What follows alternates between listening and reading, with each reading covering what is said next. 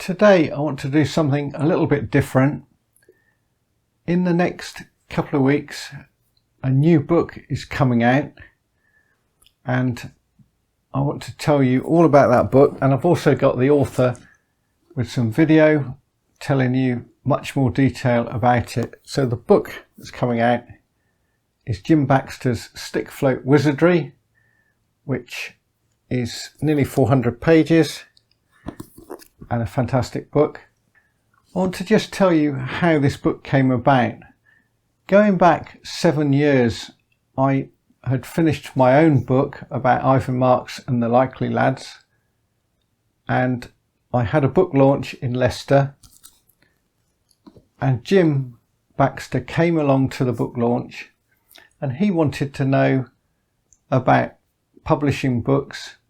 He'd been a writer, a journalist for many years, working for Course Angler magazine and the Sheffield Star, and he had an idea about writing a book about waggler fishing, which was his favourite method of match fishing. He'd got ideas for all sorts of top anglers to write a book, and the end result was a book called The Rising Antenna, which is still in print, and like my book about Ivan, still available from calmproductions.com. So both books still in print, both hardbacks, awful lot of pages, they're big books, lots and lots of match fishing expertise, and both of these books were very well received. At times some of the writers that Jim had for The Rising Antenna did stray into stick float territory, if you like, and there was always this idea in the back of Jim's mind about doing a book on stick floats, and again he wanted to get the top anglers, people like John Dean, Dave Thomas, the Ashursts, Ivan Marks, and many more, Pete Warren, trying to think of the top Nottingham anglers, people like Clive Smith and Ken Giles, contributions from people like Keith Arthur, the story of the Topper float about Topper Haskins, and even I produced a very short chapter with some of my ideas as well. So on that basis, let's go over to Jim. He's going to tell you about the book. Hello anglers. First I'd like to thank Mark for the idea of making this short film to promote my new book, my second book. It's called Stick Float Wizardry. This is the cover. It's nearly 400 pages and 55 guest contributors, which is quite exciting. I'm pleased with early responses and had some generous comments, which is always nice. And it's a follow-up to the first book, which was about the waggler float, bottom-only floats. This is all about the stick float, as the name suggests, and a few other top and bottom floats covered mainly towards the end of the book. People such as Dave Thomas has the biggest chapter. Then we've got obviously people like Dennis White, Ken Giles, John Dean, of course, the Selston Wizard, and a few England internationals and what we'd call star anglers, all outstanding with the stick float. And certain younger anglers who are on the way up, on verge of international honours, like Darryl Taylor and Tony Marshall. Well, if we're talking about river anglers, running line anglers, they're certainly right up there. I've just brought a few floats of the type they describe in the book. These are the original Pete Warren's, very popular, made by Jerry Woodcock in Nottingham, arguably their best float maker down the years. And these are cane base, balsa tip. The biggest of these is all but 7 inches long, if that. And the smallest wholesome memories, about 5 inches long, marked up as 7 number 6 and 1 number 10 shot. I used to use this at Burton Joyce. Wind very favourably over the right shoulder, and not deep swims on the Burton Joyce Road. 6 foot, I'd say. You could cast 2 or 3 rod lengths out with the benign wind, and catch roach and chub, and happy days back in the 70s and 80s. Then we come on to the nylon, plastic, different composition bases, which from a commercial viewpoint were easier to make by the thousand, because in a plastic moulding machine all the bases came out the same, unlike cane where you've got different densities. So that was better for shop boat stick floats. And this first one here is a dome top, which Pete Warren liked to use, overshotted, slightly overshotted, and a plastic base. Quite a dumpy little float, no bigger really, hardly bigger than my old 5 number 6 or 7 number 6 cane Warren. So that's the plastic Warren, made by Middy, Derbyshire company. And then these are John Dean plastic bases. He didn't want the plastic too heavy. He just wanted it to cock slowly as the shots descended, in line with the shots. So everything was in a straight line from his rod tip through the float, the shots, and to the hook. Close contact, a direct way of fishing. And then you see the difference. It's got a dome top and a pointed top, which I preferred, pointed dotted down rather than the dome top slightly overshotted. It's all down to personal choice. Then we come on to the wire stems. It's maybe a 50-50 split between anglers who like a wire stem and ones who like a plastic or cane stem. These are John Dean wires, which he would use often with a centre pin reel, fishing off his rod tip when there was extra water on the river especially. And this one, the fatter one, he called a stabiliser for boily conditions, boily swims, where the middle one he'd use in a smoother swim. And then a different type of wire stem, the John Allerton float, he brought with tradition. Back in the 70s, he came out with this shouldered tip and a very slim tip above it. And that's good for holding back in the float without the float riding up out of the water. And he got that down. And good for showing lift bites, I would suggest. Although in the lighter sizes, I never really got on with it because it didn't cast that well for me personally. Some prefer it in the heavier sizes. This is 8 number 4. These are the Mark II Allertons, by the way, made by Jimmy Leach, former Barnsley Black. And they're quite popular. The Mark II has a longer aluminium stem. And we come on to heavier plastic. These are Pete Drennan's, and one of the writers in the book, Joe Murray, he uses one in 8 number 4 size to fish on the Don at Sprotbrough, which is deep water, up to 15 foot. But he tends to fish just over the shelf with an 8 number 4. Sometimes I'll go up to this, what they call the big stick, Pete Drennan. This one takes 18 number 6 shot. And then finally, we come on to the heavyweights. The lignum stems, bit of a Marmite factor, the lignum. John Dean didn't particularly like a float that cocked straight away like the lignum will. He liked a slow cocking float, same as Pete Warren did.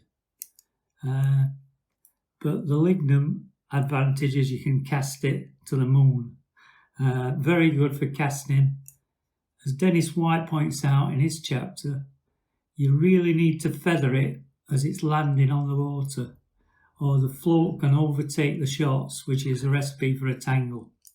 So these are made by a friend of mine called Dave Pearson, who appears in the book, and they're very well made, seamless joints, and he's long been recognised as Sheffield's best float maker. And then finally, there's a giant here, 6BB, that he made me for the Don, the Deep Don, Doncaster, and this is 6BB.